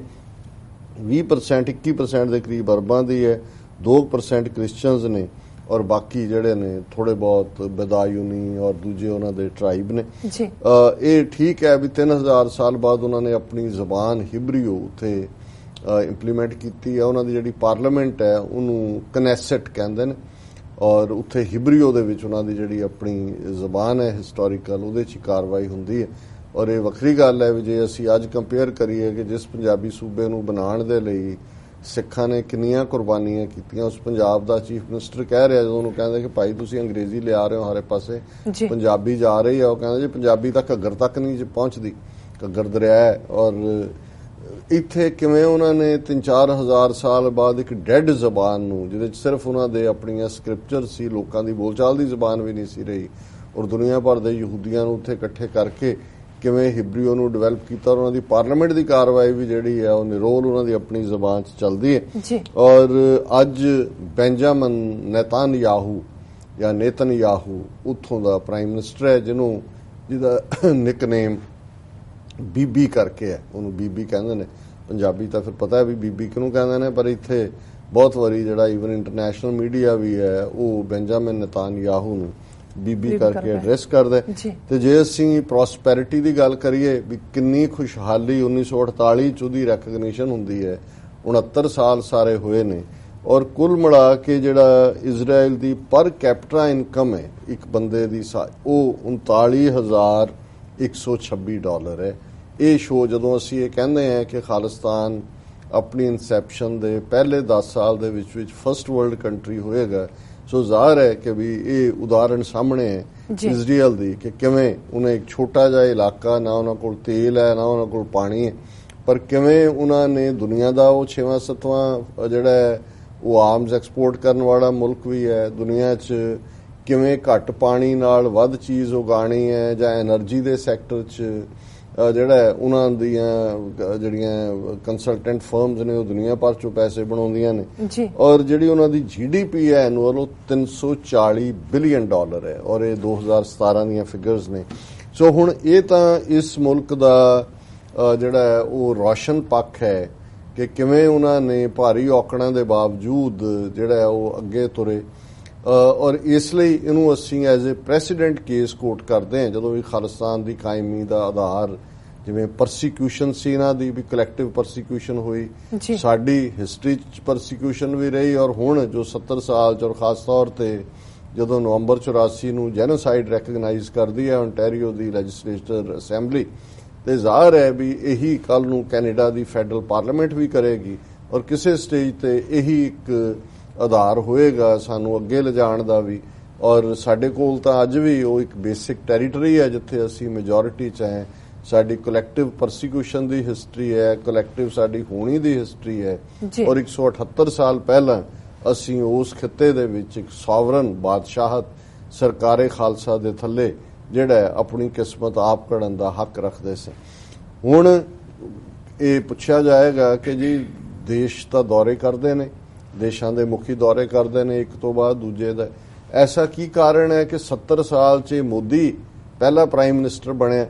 ਕਿ ਜਿਹਨੇ ਇਜ਼ਰਾਈਲ ਦਾ ਦੌਰਾ ਕੀਤਾ, ਔਰ ਐਸਾ ਕੀ ਇੰਪੋਰਟੈਂਟ ਹੈ ਵੀ ਅਸੀਂ ਇਸ ਸਾਰੇ ਨੂੰ ਚੁਣਿਆ ਈਵਨ ਡਿਸਕਸ਼ਨ ਦੇ ਲਈ। ਮੋਦੀ ਤਾਂ ਘਰ ਘੱਟ ਹੀ ਬਹਿੰਦਾ ਤੁਰਿਆ ਹੀ ਹੁੰਦਾ ਝੋਲਾ ਚੁੱਕ ਕੇ, ਕਦੇ ਕਿਤੇ ਕਦੇ ਕਿਤੇ। ਹੁਣ ਉਹਨੇ ਫੇਰ ਆਣਾ ਜਰਮਨੀ ਦੇ ਵਿੱਚ ਜਿਹੜੀ G20 ਮੀਟਿੰਗ ਹੋ ਰਹੀ ਹੈ ਉਹਦੇ ਲਈ। ਲੇਕਿਨ ਜਿਹੜੀ ਗੱਲ ਨੇ ਔਰ ਜਿਹਨੂੰ ਮੈਂ ਕਰੂਅਲ ਜੋਕ ਆਫ ਹਿਸਟਰੀ ਕਿਹਾ ਇਸ ਟਾਈਟਲ ਦੇ ਵਿੱਚ ਵੀ, ਅੱਜ ਦੀ ਆਵਾਜ਼ ਰੇਡੀਓ ਪ੍ਰੋਗਰਾਮ ਦੀ ਗੱਲਬਾਤ 'ਚ ਵੀ ਮੈਂ ਕਿਹਾ ਕਿ ਹੁਣ ਤੁਸੀਂ ਅੰਦਾਜ਼ਾ ਲਾਓ ਕਿ ਵੀ ਇੱਕ ਪਾਸੇ ਬੈਂਜਾਮਿਨ ਨੇਤਨਯਾਹੂ ਦਾ ਪਰਸਨਲ ਰੈਕੋਰਡ ਛੱਡ ਦਿਓ ਕਿਉਂਕਿ ਉਹ ਵੀ ਉਹਦੀ ਇੱਕ ਨਿੱਜੀ ਤੌਰ ਦੇ ਉੱਤੇ ਬੜਾ ਐਰੋਗੈਂਟ ਕਿਸਮ ਦਾ ਬੰਦਾ ਹੈ, ਪਰ ਉਹ ਉਸ ਕੌਮ ਨੂੰ ਰਿਪਰੈਜ਼ੈਂਟ ਕਰਦਾ ਹੈ ਜਿਹਦੇ ਸਾਹਮਣੇ 3000 ਸਾਲ ਦੀ ਪਰਸੀਕਿਊਸ਼ਨ ਦੀ ਹਿਸਟਰੀ ਹੈ, ਜਿਸ ਤੋਂ ਬਾਅਦ ਨੇਸ਼ਨ ਆਫ ਇਜ਼ਰਾਈਲ ਨਿਕਲਿਆ। ਹਾਲਾਂਕਿ ਵੱਖਰੀ ਗੱਲ ਹੈ ਵੀ ਇਜ਼ਰਾਈਲ ਬਣਾਉਂਦੇ ਆ ਯੂਰਪ ਦੀ ਕਲੈਕਟਿਵ ਗਿਲਟ ਵਾਲਿਆਂ ਨੇ ਸਜ਼ਾ ਫਲਸਤੀਨੀਆਂ ਨੂੰ ਦਿੱਤੀ, ਉਹਨਾਂ ਨੂੰ ਬੇਘਰੇ ਕੀਤਾ ਔਰ ਉਹਨਾਂ ਦੇ ਲਈ ਇਹਦੇ ਬਾਵਜੂਦ ਕਿ ਉਹਨਾਂ ਨੂੰ ਕਿਵੇਂ ਉਹ ਰੁਲ ਰਹੇ ਨੇ, ਉਹਨਾਂ ਦੀਆਂ 3 ਜਨਰੇਸ਼ਨਾਂ 4 ਜਿਹੜੇ ਕੈਂਪਾਂ ਦੇ ਵਿੱਚ ਔਰ ਦੁਨੀਆ 'ਚ ਮਥੇ ਮੁਥੇ ਹੁੰਦੇ ਨੇ ਔਰ ਉਹ ਫਲਸਤੀਨੀਅਨ ਅਥਾਰਟੀ ਉਸ ਕਿਸਮ ਦਾ ਇੱਕ ਉਹਨਾਂ ਨੇ ਇੱਕ ਬਣਾਇਆ ਹੋਇਆ ਉਹ ਇੱਕ ਲੌਕਡ ਜਿਹਾ ਏਰੀਆ ਜਿਸ ਨੂੰ ਤੁਸੀਂ ਬੰਟੂਸਤਾਨ ਕਹਿ ਸਕਦੇ ਹੋ ਔਰ ਜਿਹਦੇ 'ਚ ਕੁਝ ਵਿਚਾਰਿਆਂ ਦੇ ਕੋਲ ਕੋਈ ਹਕੂਕ ਨਹੀਂ ਨੇ, ਜਦੋਂ ਮਰਜ਼ੀ ਇਜ਼ਰਾਈਲੀ ਉੱਥੇ ਜਾ ਵੜਦੇ ਨੇ। ਪਰ ਇਹ ਵੀ ਮੈਂ ਅੱਜ ਦੀ ਡਿਸਕਸ਼ਨ ਦਾ ਹਿੱਸਾ ਨਹੀਂ ਹੈ। ਹੁਣ ਦੇਖਣ ਵਾਲੀ ਗੱਲ ਇਹ ਹੈ ਵੀ ਇੱਕ ਪਾਸੇ ਇਜ਼ਰਾਈਲ ਭਾਵੇਂ ਕਿਸੇ ਹੱਦ ਤੱਕ ਉਹ ਟਾਇਰੈਂਟ ਹੈ ਪਰ ਉਹਦਾ ਆਧਾਰ ਪਰਸੀਕਿਊਸ਼ਨ ਤੇ ਆਧਾਰਿਤ ਨੇਸ਼ਨ ਹੋਣ ਚ ਆਉਣ ਤੋਂ ਬਾਅਦ ਸ਼ੁਰੂ ਹੁੰਦਾ ਹੈ ਜੀ। ਦੂਸਰੇ ਪਾਸੇ ਆਰਐਸਐਸ ਦੀ ਵਿਚਾਰਧਾਰਾ ਜਿਹੜੀ ਕਿ 1920 ਚ ਸਾਹਮਣੇ ਆਉਂਦੀ ਹੈ ਔਰ ਲਗਭਗ 90 ਸਾਲ ਬਾਅਦ ਅੱਜ ਉਹਨਾਂ ਦੇ ਕੋਲ ਪੋਲੀਟੀਕਲ ਪਾਵਰ ਹੈ। ਜੇ ਤੁਸੀਂ ਹੁਣ ਆਰਐਸਐਸ ਨੂੰ ਬੇਸ਼ੱਕ ਡਾਕਟਰ ਹੈਡਗਵੇਅਰ ਨੇ ਫਾਊਂਡ ਕੀਤਾ ਪਰ ਉਹ 2-3-4 ਸਾਲ ਬਾਅਦ ਹੀ ਗੋਲਵਲਕਰ ਜਿਹਨੂੰ ਇਹ ਗੁਰੂ ਜੀ ਕਹਿੰਦੇ ਨੇ, ਗੁਰੂ ਗੋਲਵਲਕਰ, ਉਹਨੇ ਟੇਕ ਓਵਰ ਕੀਤਾ। ਉਹਨੇ ਫਿਰ ਲਗਭਗ ਅੱਧੀ ਸਦੀ ਜਿਹੜਾ ਲੀਡ ਕੀਤਾ ਹੁਣ ਤੁਸੀਂ ਗੋਲਵਲਕਰ ਦੀਆਂ ਰਾਈਟਿੰਗਸ ਪੜ੍ਹੋ। ਜਦੋਂ ਆਰਐਸਐਸ ਉੱਥੇ ਐਕਟਿਵ ਸੀ, ਗੋਲਵਲਕਰ ਜਿਹੜਾ ਇੰਚਾਰਜ ਆਇਆ ਤੇ ਜ਼ਾਹਰ ਹੈ ਵੀ ਜਰਮਨ ਦੇ ਵਿੱਚ ਨਾਜ਼ੀ ਪਾਰਟੀ ਦਾ ਜਨਮ 1920s 'ਚ ਹੋਇਆ। ਹਿਟਲਰ ਨੇ ਭਾਵੇਂ ਪਾਵਰ 1930s 'ਚ ਚਾਂਸਲਰ ਬਣਿਆ ਔਰ ਫਿਰ ਫੁੱਲ ਸਕੇਲ ਉਹਨੇ ਲਾਗੂ ਕੀਤਾ ਆਪਣਾ ਏਜੰਡਾ ਔਰ ਉਹਨਾਂ ਦੀ ਨਾਜ਼ੀਆਂ ਦੀ 1 ਨੇਸ਼ਨ 1 ਰੇਸ 1 ਲੀਡਰ ਔਰ ਹਰ ਚੀਜ਼ ਲਈ ਘੱਟ ਗਿਣਤੀਆਂ ਨੂੰ ਦੋਸ਼ੀ ਦੱਸਣਾ, ਖਾਸ ਤੌਰ ਤੇ ਯਹੂਦੀਆਂ ਨੂੰ, ਇਹ ਟ੍ਰੈਂਡ 1920 ਚ ਸ਼ੁਰੂ ਹੋ ਗਿਆ ਸੀ। ਔਰ ਜਿਵੇਂ ਅੱਜ ਇਹਨਾਂ ਦੇ ਵਿਜੀਲਾਂਟੇ ਗਰੁੱਪ ਜਿਹੜੇ ਨੇ ਉਹ ਗਊ ਰਕਸ਼ਕ ਹੋਣ ਦੇ ਨਾਂ ਥੱਲੇ ਹੋਣ, ਕੋਈ ਪਹਿਰਾਵੇ ਥੱਲੇ ਹੋਣ। ਜਿਵੇਂ ਅੱਜ ਦੀ ਖਬਰ ਹੈ ਕਿ ਬਿਹਾਰ 'ਚ ਕੈਂਡੀ ਟੀਵੀ ਦੇ ਜਰਨਲਿਸਟ ਨੂੰ ਰੋਕ ਕੇ ਉਹ ਵਿਚਾਰਾ ਪਰਿਵਾਰ ਦੂਜਿਆਂ ਨਾਲ ਜਾ ਰਿਹਾ ਸੀ, ਉਹਨੂੰ ਉਹਨਾਂ ਨੇ ਕਿਹਾ ਕਿ ਵੀ ਆ ਗਿਆ ਉਹਦੀ ਕਾਰ ਦੇ ਦੁਆਲੇ ਵੀ ਸਾੜ ਦਿਆਂਗੇ, ਕਹਿ ਜੈ ਸ਼੍ਰੀ ਰਾਮ ਭਾਰਤ ਮਾਤਾ ਕੀ, ਉਹਨੂੰ ਘੁਆ ਕੇ ਜਾਣ ਦਿੱਤਾ। ਸੋ ਇਹ ਟ੍ਰੈਂਡ 1920s ਦੇ ਵਿੱਚ ਹੀ ਸ਼ੁਰੂ ਹੋ ਗਿਆ ਸੀ ਜਰਮਨੀ ਦੇ ਵਿੱਚ ਔਰ ਇਸੇ ਲਾਈਨ ਦੇ ਉੱਤੇ ਹੀ ਜਿਹੜਾ ਉਹਦੇ 'ਚ ਮੁਸੋਲਿਨੀ ਨੇ ਆਪਣੇ ਕਿਸਮ ਦਾ ਫਾਸ਼ਿਜ਼ਮ ਇਟਲੀ ਦੇ ਵਿੱਚ ਸ਼ੁਰੂ ਕੀਤਾ ਹੋਇਆ ਸੀ। ਹੁਣ ਗੋਲਵਲਕਰ ਦੀਆਂ ਰਾਈਟਿੰਗਸ ਨੇ ਜਦੋਂ ਫਿਰ ਫੁੱਲ ਸਕੇਲ 1930 ਚ ਯਹੂਦੀਆਂ ਦੇ ਉੱਤੇ ਜ਼ੁਲਮ ਸ਼ੁਰੂ ਹੋਏ, ਨਾਜ਼ੀਆਂ ਨੇ ਉਹਨਾਂ ਨੂੰ ਐਲੀਮੀਨੇਟ ਕਰਨਾ ਸ਼ੁਰੂ ਕੀਤਾ। ਜਿਹੜੀ ਫਰਾਈਡੇ ਅਟੈਕ ਹੁੰਦਾ ਸੀ, ਕ੍ਰਿਸਟਲ ਨੋਟ ਕਿ ਜਿਹਨੂੰ ਕਹਿੰਦੇ ਸੀ ਕਿ ਵੀ ਉਹਨਾਂ ਦੀਆਂ ਜਿਹੜੀਆਂ ਦੁਕਾਨਾਂ ਨੇ ਔਰ ਦੂਜੀਆਂ ਕਿਤਾਬਾਂ ਉਹ ਸਾਰੀਆਂ ਫੂਕਣੀਆਂ ਔਰ ਉਹਨਾਂ ਦੇ ਉੱਤੇ ਉਹਨਾਂ ਦੇ ਘਰਾਂ ਦੇ ਬਾਹਰ ਨਿਸ਼ਾਨ ਲਾ ਦੇਣੇ, ਜਿਵੇਂ ਨਵੰਬਰ 84 ਸਿੱਖਾਂ ਦੇ ਲਾਏ ਨੇ। ਫਿਰ ਉਹ ਸਟਾਰ ਉਹਨਾਂ ਨੂੰ ਬੰਨਣਾ ਪੈਂਦਾ ਸੀ ਦੱਸਣ ਲਈ ਵੀ ਯਹੂਦੀ ਹੈ। ਇਹ ਸਾਰੇ ਉਹਨਾਂ ਨੇ ਔਰ ਗੋਲਵਲਕਰ ਉਸ ਦੀ ਤਾਰੀਫ ਕਰਦਾ ਹੈ। ਗੋਲਵਲਕਰ ਇਹ ਕਹਿੰਦਾ ਹੈ ਕਿ ਜੀ ਇਹ ਬਹੁਤ ਵਧੀਆ ਜੋ ਨਾਜ਼ੀ ਕਰ ਰਹੇ ਨੇ ਔਰ ਜਿਹੜਾ ਸੋਲੂਸ਼ਨ ਮਾਈਨੋਰਿਟੀਜ਼ ਦਾ ਜਰਮਨ ਕਰ ਰਹੇ ਨੇ, ਅਲਟੀਮੇਟਲੀ ਭਾਰਤ ਦੇ ਵਿੱਚ ਮਾਈਨੋਰਿਟੀਜ਼ ਨਾਲ ਨਜਿੱਠਣ ਦਾ ਵੀ ਇਹੀ ਸੋਲੂਸ਼ਨ। ਹੁਣ ਮੋਦੀ ਉਸ ਵਿਚਾਰਧਾਰਾ ਨੂੰ ਰਿਪਰੈਜ਼ੈਂਟ ਕਰਦਾ ਔਰ ਤੁਸੀਂ ਇਹਨਾਂ ਦਾ ਹੁਣ ਤਾਂ ਇਹਨਾਂ ਨੇ ਬਰਾਊਨ ਪੈਂਟ ਡਰੈਸ ਬਣਾ ਦਿੱਤਾ ਹੈ, ਖਾਕੀ ਨਿੱਕਰ ਉਸ ਕਿਸਮ ਦੀ ਔਰ ਉਹਨਾਂ ਦਾ ਸੈਲੂਟ ਦਾ ਸਟਾਈਲ ਵੀ ਜਿਵੇਂ ਹੈ ਹਿਟਲਰ ਵਾਲਾ ਸੀ ਉਹੀ ਜੇ ਉਹਨਾਂ ਦਾ 1 ਨੇਸ਼ਨ 1 ਰੇਸ 1 ਲੀਡਰ ਕਾਨਸੈਪਟ ਸੀ, ਇਹਨਾਂ ਦਾ ਹਿੰਦੁਸਤਾਨ ਰਾਦਰ ਆਰਐਸਐਸ ਦੀ ਵਿਚਾਰਧਾਰਾ ਹੀ ਨਾਜ਼ੀਆਂ ਚੋਂ ਨਿਕਲੀ। ਔਰ ਜੇ ਤੁਸੀਂ ਕਦੇ ਨਾਜ਼ੀਆਂ ਦਾ ਜਿਹੜਾ ਸਿੰਬਲ ਹੈ ਜਿਹਨੂੰ ਸਵਸਤਿਕਾ ਕਹਿੰਦੇ ਨੇ, ਹੁਣ ਸਵਸਤਿਕਾ ਸ਼ਬਦ ਜਿਹੜਾ ਉਹ ਸੰਸਕ੍ਰਿਤ ਦਾ, ਹੁਣ ਸਵਸਤਿਕਾ ਹੀ ਦਿੱਤਾ ਸੰਸਕ੍ਰਿਤ ਜ਼ਬਾਨ ਨੇ ਔਰ ਜਿਹਨੂੰ ਇਹ ਐਰੀਅਨ ਰੇਸ ਕਹਿੰਦਾ ਸੀ ਹਿਟਲਰ, ਐਕਚੁਅਲੀ ਆਰੀਆ। ਹੁਣ ਆਰੀਆ ਜਾਂ ਐਰੀਅਨ ਇਹ ਰੇਸਿਜ਼ਮ ਜਿਹਦੇ ਚੋਂ ਆਰੀਅਨ ਬ੍ਰਾਹਮਣਵਾਦ ਜਿਹਦੇ ਚੋਂ ਨਿਕਲਿਆ ਇਹ ਉਹਨਾਂ ਦੀ ਦੇਣ ਸੀ ਔਰ ਆਰੀਅਨਸ ਦਾ ਹੀ ਸਿੰਬਲ ਜਿਹੜਾ ਉਹ ਸਵਸਤਿਕਾ ਸੀ ਜਿਹੜਾ ਨਾਜ਼ੀ ਪਾਰਟੀ ਦਾ ਸਿੰਬਲ ਬਣਿਆ। ਹੁਣ ਜਿਹੜਾ ਮੋਦੀ ਉਸ ਸਰਕਾਰ ਦੀ ਨੁਮਾਇੰਦਗੀ ਕਰਦਾ ਹੈ, ਉਸ ਵਿਚਾਰਧਾਰਾ ਦੀ ਨੁਮਾਇੰਦਗੀ ਕਰਦਾ ਹੈ ਜਿਹੜੀ ਨਾਜ਼ੀਆਂ ਦੀ ਵਿਚਾਰਧਾਰਾ ਦੇ ਨਾਲ ਬਿਲਕੁਲ ਓਤ-ਪ੍ਰੋਤ ਹੀ ਨਹੀਂ, ਉਸ ਦੀ ਉਹ ਐਡਮੀਰੇਸ਼ਨ ਕਰਦਾ ਹੈ ਤੇ ਇਹਨੂੰ ਤੁਸੀਂ ਹੁਣ ਜੋਕ ਆਫ ਦਾ ਹਿਸਟਰੀ ਕਹੋਗੇ, ਇਸ ਨੂੰ ਤਰਾਸਦੀ ਕਹੋ ਕਿ ਭਾਈ ਜੇ ਅਸੀਂ ਕਿਸੇ ਘੱਟ ਗਿਣਤੀ ਦੀ ਤਾਰੀਫ ਵੀ ਕਰਨ ਲੱਗਾਂਗੇ ਤੇ ਸਾਨੂੰ ਲੱਗੇਗਾ ਕਿ ਭਾਈ ਕੱਲ ਨੂੰ ਇਹਨਾਂ ਨੇ ਕਿਹਦੇ ਨਾਲ, ਇਹ ਤਾਂ ਟਾਇਰੈਂਟ ਦੇ ਨਾਲ ਖਲੋ ਗਏ। ਹੁਣ ਬਜਾਏ ਕਿ ਇਜ਼ਰਾਈਲ ਜਿਹੜਾ ਉਹ ਮਾਈਨੋਰਿਟੀਜ਼ ਦੇ ਨਾਲ ਖਲੋ, ਪਹਿਲਾਂ ਤਾਂ ਆਪਣੇ ਫਲਸਤੀਨੀ ਆਪਣੇ ਅਰਬਾਂ ਨਾਲ। ਹੁਣ ਇਜ਼ਰਾਈਲ ਦੇ ਵੀ ਤੁਸੀਂ ਲਾਅ ਦੇਖੋ, ਕਹਿਣ ਨੂੰ ਡੈਮੋਕ੍ਰੇਸੀ ਹੈ, ਅਰਬਾਂ ਨੂੰ ਮਾੜਾ ਮੋਟਾ ਵੋਟ ਦਾ ਹੱਕ ਸ਼ਾਇਦ ਹੈਗਾ ਲੇਕਿਨ ਉਹ ਫੌਜ ਨਹੀਂ ਜਾ ਸਕਦੇ, ਇੰਨੀਆਂ ਰੈਸਟ੍ਰਿਕਸ਼ਨਸ ਨੇ ਕਿ 20% ਜਿਹੜੇ ਅਰਬ ਨੇ ਮੁਸਲਮਾਨ ਨੇ ਉਹਨਾਂ ਦੀ ਕੋਈ ਸੇ ਨਹੀਂ ਹੈ ਇਜ਼ਰਾਈਲ ਦੇ ਸੈਟਅਪ ਦੇ ਵਿੱਚ। ਔਰ ਸ਼ਾਇਦ ਜਦੋਂ ਦੋਨਾਂ ਨੇ ਆਪਸ 'ਚ ਹੱਥ ਮਿਲਾਏ, ਗਲੇ ਮਿਲੇ ਔਰ ਇਹ ਕਮੈਂਟ ਆਏ। ਉਹਨੇ ਕਿਹਾ, ਮੋਦੀ ਨੇ, ਕਿ ਜੀ ਮੈਰਿਜ ਭਾਵੇਂ ਸਾਡੀ ਹੈਵਨ 'ਚ ਹੋਈ ਸੀ ਪਰ ਅਰਥ ਤੇ ਉੱਤੇ ਧਰਤੀ ਤੇ ਹੁਣ ਜਿਹੜੀ ਹੈ ਉਹ ਮੈਟੀਰੀਅਲਾਈਜ਼ ਹੋ ਰਹੀ ਹੈ। ਹੁਣ ਤੁਸੀਂ ਅੰਦਾਜ਼ਾ ਲਾਓ। ਸੋ ਜ਼ਾਹਰ ਹੈ ਕਿ ਵੀ ਜਦੋਂ ਇਹ ਇੱਕ ਦੂਸਰੇ ਦੀ ਪ੍ਰੇਰਣਾ ਦੇਖ ਰਹੇ ਨੇ, ਔਰ ਇਹ ਜ਼ਰੂਰ ਮੋਦੀ ਦੇ ਸਾਹਮਣੇ, RSS ਦੇ ਸਾਹਮਣੇ ਇਹੀ ਹੈ। ਪਹਿਲਾਂ ਉਹ ਨਾਜ਼ੀਆਂ ਦੇ ਐਡਮਾਇਰਰ ਸੀ ਕਿ ਵੀ ਉਹਨਾਂ ਨੇ ਕਿਵੇਂ ਯਹੂਦੀਆਂ ਦਾ ਕਾਫੀਆ ਕੱਸਿਆ ਔਰ ਘੱਟ ਗਿਣਤੀ ਦਾ ਮਸਲਾ ਮੁਕਾ ਦਿੱਤਾ। ਹੁਣ ਇਹ ਇਜ਼ਰਾਈਲ ਦਾ ਐਡਮਾਇਰਰ ਹੈ ਕਿ ਉਹਨੇ ਕਿਵੇਂ 20% ਜਿਹੜੇ ਆਪਣੇ ਹੀ ਸਿਟੀਜ਼ਨ ਨੇ, ਜਿਨ੍ਹਾਂ ਨੂੰ ਫੌਜ ਜਾਣ ਦਾ, ਜਿਹਨੂੰ ਬਿਲਕੁਲ ਰਿਡਿਊਸ ਕਰ ਦਿੱਤਾ ਹੈ to the 3rd class citizen. ਔਰ ਭਾਰਤ ਦੇ ਵਿੱਚ 170 ਮਿਲੀਅਨ ਮੁਸਲਮਾਨ ਤੇ 25 ਮਿਲੀਅਨ ਤੋਂ ਜ਼ਿਆਦਾ ਸਿੱਖ, 30 ਮਿਲੀਅਨ ਦੇ ਨੇੜੇ ਕ੍ਰਿਸਚੀਅਨ, 200 ਮਿਲੀਅਨ ਦਲ, ਉਹਨਾਂ ਸਾਰਿਆਂ ਦਾ ਵੀ ਹਾਲ ਇਹਨਾਂ ਨੇ, ਕਿਉਂਕਿ ਜਿਵੇਂ ਨਾਜ਼ੀਆਂ ਦੀ, ਔਰ ਇਸ ਤੋਂ ਪਹਿਲਾਂ ਹਾਲਾਂਕਿ ਕੋਸ਼ਿਸ਼ ਕਰਦੇ ਰਹੇ, ਇਹਦੇ ਟ੍ਰਿਪ ਤੋਂ ਪਹਿਲਾਂ ਮੋਦੀ ਦੇ ਆਰਟੀਕਲ ਵੀ ਆਏ ਕਿ ਜੀ ਸਮਾਨਤਾਵਾਂ ਕੀ ਨੇ, ਵੀ ਕੀ ਲੱਭਿਆ ਜਾਏ ਕਿ ਯਹੂਦੀਆਂ ਦੀ ਹਿਸਟਰੀ 'ਚ ਔਰ ਇਹਨਾਂ ਦੀ ਜਾਂ ਇਹਨਾਂ ਦੀ ਧਰਮ ਦੇ ਵਿੱਚ ਕੋਈ ਸਮਾਨਤਾ ਨਹੀਂ ਸੀ। ਮੈਂ ਸਗੋਂ ਕਿਸੇ ਥਾਂ ਤੇ ਕਮੈਂਟ ਕੀਤਾ ਗੱਲਬਾਤ 'ਚ, ਮੈਂ ਕਿਹਾ ਜੀ ਸਮਾਨਤਾ ਹੈ ਜੀ। ਉਹ ਇਹ ਸਮਾਨਤਾ ਹੈ ਕਿ ਬ੍ਰਾਹਮਣ ਹੋਣ ਦੇ ਲਈ ਬ੍ਰਾਹਮਣੀ ਦੇ ਘਰ ਹੀ ਜੰਮਣਾ ਪੈਂਦਾ ਹੈ, ਬ੍ਰਾਹਮਣ ਮਾਪਿਓ ਦੇ ਘਰ ਹੀ ਜੰਮਣਾ ਪੈਂਦਾ, ਫਿਰ ਹੀ ਤੁਸੀਂ ਪੰਡਤ ਹੁੰਦੇ ਹੋ, ਬ੍ਰਾਹਮਣ ਹੁੰਦੇ ਹੋ। ਔਰ ਇਸੇ ਤਰ੍ਹਾਂ ਜੂ ਹੋਣ ਲਈ ਯਹੂਦੀ ਮਾਂ ਦੇ ਘਰ ਹੀ ਜੰਮਣਾ ਪੈਂਦਾ, ਕਿਉਂਕਿ ਉਹ ਫਾਦਰ ਨਾਲੋਂ ਜ਼ਿਆਦਾ ਜਦੋਂ ਉਹਨਾਂ ਦੀ ਈਵਨ ਜਿਨ੍ਹਾਂ ਨੂੰ ਇਜ਼ਰਾਈਲ ਚਾਣ ਦਾ ਹੱਕ ਦਿੰਦੇ ਨੇ। ਸੋ ਮੈਂ ਕਿਹਾ ਜੀ ਇਹ ਹੈ ਵੀ ਉਹ ਵੀ ਚੋਜ਼ਨ ਪੀਪਲ ਆਫ ਗॉड ਕਹਿੰਦੇ ਨੇ ਵੀ ਰੱਬ ਨੇ ਸਾਨੂੰ ਬਣਾਇਆ, ਔਰ ਯਹੂਦੀ ਰੇਸ ਹੈ, ਰੇਸ ਦੇ ਲਈ ਹੋਣ ਦੇ ਥੱਲੇ ਤੁਹਾਨੂੰ ਉਸ ਯਹੂਦੀ ਮਾਂ ਦੇ ਘਰ ਹੀ ਜੰਮਣਾ ਪਏਗਾ, ਫੇਰ ਹੀ ਤੁਸੀਂ ਯਹੂਦੀ ਬਣਦੇ ਹੋ ਜੀ। ਔਰ ਇੱਥੇ ਵੀ ਬ੍ਰਾਹਮਣ ਦੇ ਘਰ ਜੰਮ ਕੇ ਹੀ ਤੁਸੀਂ ਬ੍ਰਾਹਮਣ ਬਣਦੇ ਹੋ, ਅਦਰਵਾਈਜ਼ ਤੁਸੀਂ ਨਹੀਂ ਹੋ। ਮੈਂ ਕਿਹਾ ਜੀ ਇਹ ਜਿਹੜੀ ਉਹਨਾਂ ਦੀ ਚੋਜ਼ਨ ਪੀਪਲ, ਇਹ ਆਪਣੇ ਖਾਸ ਉੱਤੇ ਜਿਨ੍ਹਾਂ ਨੇ ਬਾਕੀ ਸਾਰਿਆਂ ਨੂੰ ਕੋਈ ਸ਼ੂਦਰ ਬਣਾ ਕੇ, ਕਸ਼ਤਰੀ ਵੈਸ਼ ਬਣਾ ਕੇ, ਜਿਸ ਕਿਸਮ ਦਾ ਉਹਨਾਂ ਨੂੰ ਜਿਹੜਾ ਸਬਆਰਡੀਨੇਟ ਕੀਤਾ। ਸੋ ਕੁੱਲ ਮਿਲਾ ਕੇ ਅਦਰ ਦੈਨ ਦੈਟ ਜਿਹੜਾ RSS ਜਾਂ ਜਿਹੜਾ ਹਿੰਦੂ ਥਾਟ, ਹਿੰਦੂਤਵਾ ਥਾਟ, ਜਿਹੜਾ ਵਰਨ ਆਸ਼ਰਮ 'ਚ ਯਕੀਨ ਰੱਖਦਾ ਹੈ, ਊਚ ਨੀਚ 'ਚ ਯਕੀਨ ਰੱਖਦਾ ਹੈ, ਪਰ ਇਹ ਜਿਹੜਾ ਜਦੋਂ ਤੁਸੀਂ ਦੇਖਦੇ ਹੋ ਕਿ ਦੁਨੀਆ 'ਚ ਕਿਸ ਕਿਸਮ ਦਾ, ਮੈਨੂੰ ਇਸ ਦਾ ਅਫਸੋਸ ਵੀ ਹੋਇਆ। ਔਰ ਮੈਂ ਹਾਲਾਂਕਿ ਦੇਖਦਾ ਹਾਂ ਮਾਸਟਰ ਤਾਰਾ ਸਿੰਘ ਜਾਂ ਅਕਾਲੀ ਲੀਡਰਸ਼ਿਪ 47 ਦੌਰ ਨੂੰ ਅਸੀਂ ਸਾਰੇ ਹੀ ਦੋਸ਼ ਦਿੰਦੇ ਹਾਂ, ਰਾਈਟਲੀ ਸੋ, ਕਿ ਉਹ ਉਸ ਵੇਲੇ ਨੂੰ ਪਛਾਣ ਨਹੀਂ ਸਕੇ ਔਰ ਇਹਨਾਂ ਦੇ ਕਾਂਗਰਸ ਔਰ ਇਹਨਾਂ ਦੇ ਕੈਨੇਡੇ ਚੜੇ। ਲੇਕਿਨ ਇਹ ਕ੍ਰੈਡਿਟ ਵੀ ਜਾਂਦਾ ਹੈ ਕਿ ਅਕਾਲੀ ਦਲ ਨੇ ਸਭ ਤੋਂ ਪਹਿਲਾਂ ਇਜ਼ਰਾਈਲ ਨੂੰ 1948 ਦੇ ਵਿੱਚ ਹੀ ਰੈਕਗਨਾਈਜ਼ ਕੀਤਾ ਸੀ। ਹਾਲਾਂਕਿ ਇੱਕ ਜਿਹੜੀ ਆਪ ਮਾਈਨੋਰਿਟੀ ਹੈ ਉਹਦੇ ਕੋਲ ਕੋਈ ਸਰਕਾਰੀ ਰੁਤਬਾ ਤੇ ਨਹੀਂ ਹੈ ਜੀ, ਪਰ ਜਦੋਂ ਕਿ ਈਵਨ ਭਾਰਤ ਦੇ ਵਿੱਚ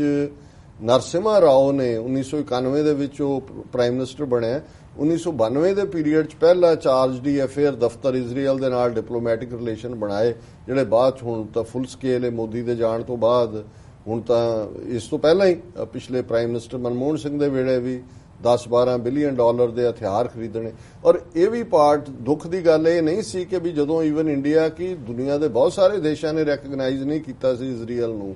ਸਿੱਖ ਭਾਵੇਂ ਆਪ ਅੱਧੇ ਪਨਾਹਗੀਰ ਬਣ ਕੇ ਇੱਧਰ ਆਏ ਹੋਏ ਸੀ। ਇਹ ਗੱਲ ਸਿੱਖ ਲੀਡਰਸ਼ਿਪ ਉਸ ਵੇਲੇ ਦੀ ਅਕਾਲੀ ਭਾਵੇਂ ਅਦਰਵਾਈਜ਼ ਅਹਿਮਕ ਸਨ ਕਈ ਮਾਮਲਿਆਂ 'ਚ, ਉਹਨਾਂ ਨੂੰ ਇਹ ਲੱਗਦਾ ਸੀ ਵੀ ਇਹਨਾਂ ਦੇ ਨਾਲ ਧੱਕਾ ਹੋਇਆ ਯਹੂਦੀਆਂ ਦੇ,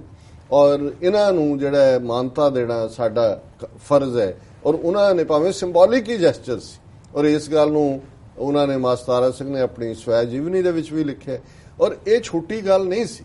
ਹੁਣ ਆਸ ਤਾਂ ਇਹ ਕਰਨੀ ਚਾਹੀਦੀ ਸੀ ਕਿ ਭਾਈ ਜਿਹੜੇ ਯਹੂਦੀ ਖੁਦ ਉਸ ਸਾਰੇ ਚੋਂ ਨਿਕਲੇ,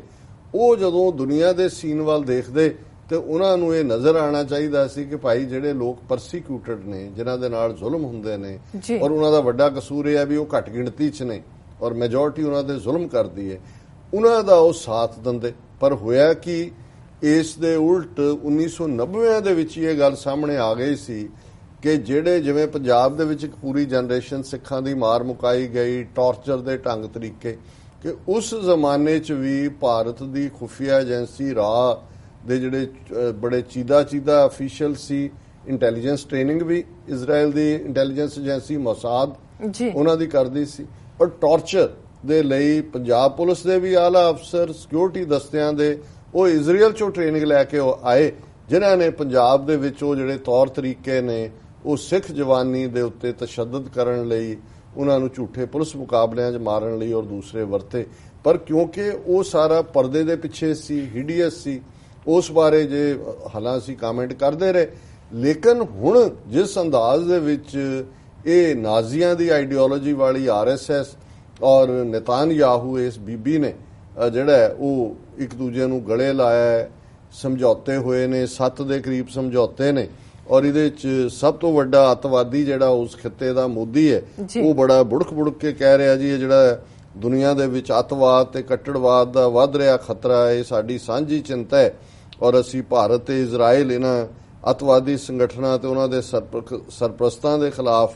ਸ਼ਕਤੀਸ਼ਾਲੀ ਕਦਮ ਚੁੱਕਣ ਦੀ ਮੰਗ ਕਰਦੇ। ਫਿਰ ਉਹਨਾਂ ਨੇ ਇਹ ਵੀ ਕਿਹਾ ਜੀ ਅਸੀਂ ਡਿਪਲੋਮੈਟਿਕ ਇੰਟਰਸਟ ਇੱਕ ਦੂਜੇ ਦੇ ਵਾਚ ਕਰਾਂਗੇ ਔਰ ਇਜ਼ਰਾਈਲ ਨੇ ਜਿਹੜਾ ਉਹ ਭਾਰਤ ਦੀ ਡਿਪਲੋਮੇਸੀ ਦੇ ਲਈ ਔਰ ਇਹ ਜਿਹੜਾ ਇਸ ਦੇ ਵਿੱਚ ਮਦਦ ਕਰਨ ਦਾ ਉਹਨਾਂ ਨੇ ਕਿਹਾ ਜੀ ਅਸੀਂ ਦੋਨੋਂ ਹੀ ਦੇਸ਼ ਅੱਤਵਾਦੀਆਂ ਦੀ ਫਲਾਈ ਨਫ਼ਰਤ ਔਰ ਦੂਜੇ ਦਾ ਸ਼ਿਕਾਰ।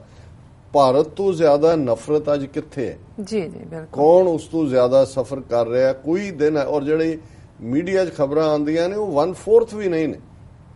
ਆ ਲਖਨਊ ਦੇ ਵਿੱਚ ਦਲਿਤ ਭਾਈਚਾਰੇ ਨੇ ਪ੍ਰੈਸ ਕਾਨਫਰੰਸ ਰੱਖੀ ਸੀ, ਇੱਕ ਰੈਲੀ ਕੀਤੀ ਸੀ ਪਿਛਲੇ ਦਿਨਾਂ 'ਚ। ਆਦਿੱਤਿਆਨਾਥ ਯੋਗੀ ਕਿਤੇ ਗਿਆ ਦਲਿਤ ਆਬਾਦੀ ਵਾਲੇ ਥਾਵਾਂ ਤੇ ਔਰ ਉਹਨਾਂ ਦੇ ਆਫੀਸ਼ੀਅਲਸ ਨੇ ਜਾ ਕੇ ਦਲਿਤਾਂ ਨੂੰ ਇਕੱਠੇ ਕਰਕੇ ਸਾਬਣ ਦੀ ਕਿੱਟ ਦਿੱਤੀ। ਉਹਨਾਂ ਨੂੰ ਕਿਹਾ ਜੀ ਪਹਿਲਾਂ ਜਾ ਕੇ ਨਹਾਓ,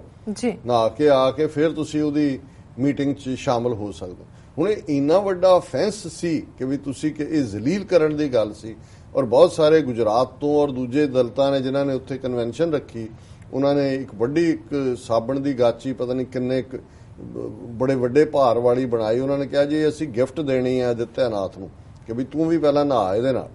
ਹੁਣ ਉਹਨਾਂ ਨੂੰ ਜਿਹੜੇ ਉੱਥੋਂ ਚੜ੍ਹੇ ਗੁਜਰਾਤ ਤੋਂ ਉਹਨਾਂ ਨੂੰ ਝਾਂਸੀ ਦੇ ਰੇਲਵੇ ਸਟੇਸ਼ਨ ਤੋਂ ਹੀ ਵਾਪਸ ਮੋੜ ਦਿੱਤਾ ਔਰ ਬਾਕੀ ਜਿਹੜੇ ਉੱਥੇ ਪ੍ਰੈਸ ਕਾਨਫਰੰਸ ਕਰਨ ਵਾਲੇ ਸੀ ਉਹ ਸਾਰੇ ਗ੍ਰਿਫਤਾਰ ਕਰ ਲਏ। ਔਰ ਅੱਜ ਉਸ ਯੂਪੀ ਦੇ ਵਿੱਚ ਪੀਸਫੁਲੀ ਦਲਿਤ ਭਾਈਚਾਰਾ ਜਿਹੜਾ ਉਹ ਆਪਣਾ ਇੱਕ ਇਕੱਠ ਵੀ ਨਹੀਂ ਕਰ ਸਕਦਾ, ਪ੍ਰੈਸ ਕਾਨਫਰੰਸ ਵੀ ਨਹੀਂ ਕਰ ਸਕਦਾ ਔਰ ਇਹ ਜਿਹੜੇ ਨੇ ਇਹ ਕਹਿ ਰਹੇ ਨੇ ਜੀ ਅਸੀਂ ਜਿਹੜੀ ਹਿੰਸਾ ਫੈਲਾਈ ਜਾ ਰਹੀ ਹੈ ਔਰ ਨਫ਼ਰਤ ਉਹਦੇ ਖਿਲਾਫ ਅਸੀਂ ਕਰਾਂਗੇ। ਔਰ ਉਹਨਾਂ ਨੇ ਕਿਹਾ ਜੀ ਅੱਤਵਾਦ ਜਿਹੜਾ ਇਹ ਵਿਸ਼ਵ ਦੀ ਸ਼ਾਂਤੀ ਲਈ ਔਰ ਸਥਿਰਤਾ ਲਈ ਬੜਾ ਖਤਰਾ ਹੈ ਔਰ ਉਹਨਾਂ ਨੇ ਫਿਰ ਇਸ ਦੇ ਨਾਲ ਉਹ ਜਿਹੜਾ CCIT ਨੂੰ ਅਸੀਂ ਜਲਦੀ ਅਪਣਾਵਾਂਗੇ। ਇਹ ਕਨਵੈਨਸ਼ਨ ਹੈ ਅਗੇਂਸਟ ਐਕਸਟ੍ਰੀਮਿਜ਼ਮ ਔਰ ਵਾਇਲੈਂਸ। ਫਿਰ ਉਹਨੇ ਕਿਹਾ ਕਿ ਵੀ ਮੋਦੀ ਨੇ ਕਹਿੰਦਾ ਜੀ ਸਾਡਾ ਟੀਚਾ ਅਜਿਹੇ ਰਿਸ਼ਤੇ ਬਣਾਉਣਾ ਹੈ ਜਿੱਥੇ ਸਾਡੀਆਂ ਸਾਂਝੀਆਂ ਤਰਜੀਹਾਂ ਬਾਰੇ ਚਾਨਣਾ ਪਵੇ ਅਤੇ ਦੋਵਾਂ ਦੇਸ਼ਾਂ ਦੇ ਦਰਮਿਆਨ ਬੰਧਨ ਜਿਹੜੇ ਨੇ ਉਹ ਕਾਇਮ ਰਹਿਣ ਔਰ ਭਾਰਤ ਆਉਣ ਦਾ ਸੱਦਾ ਦਿੱਤਾ ਉਹਨੂੰ। ਹੁਣ ਜਿਹੜੇ ਖੇਤਰਾਂ ਦੇ ਵਿੱਚ ਇਹਨਾਂ ਦੇ ਸਮਝੌਤੇ ਹੋਏ ਨੇ ਉਹ ਖੇਤੀਬਾੜੀ ਹੈ, ਪੁਲਾੜ ਹੈ ਔਰ ਹੁਣ ਫਰਾਂਸ ਜਾਂ ਕੋਈ ਹੋਰ ਮੁਲਕ ਦੀ ਜਿਹੜੇ ਕੰਪਨੀਆਂ ਗੰਗਾ ਮਈਆ ਨੂੰ ਸਾਫ਼ ਨਹੀਂ ਕਰਨਗੇ। ਹੁਣ ਇਜ਼ਰਾਈਲ ਜਿਹੜਾ ਹੈ ਉਹ ਗੰਗਾ ਮਈਆ ਗੰਦੀ ਜਿਹੜਾ ਗੰਗਾ ਹੈ ਉਹਦੀ ਸਫਾਈ ਕਰੇਗੀ ਔਰ ਜਿਹੜਾ $40 ਮਿਲੀਅਨ ਦੇ ਖਰਚੇ ਦੇ ਨਾਲ Bharat Israel industrial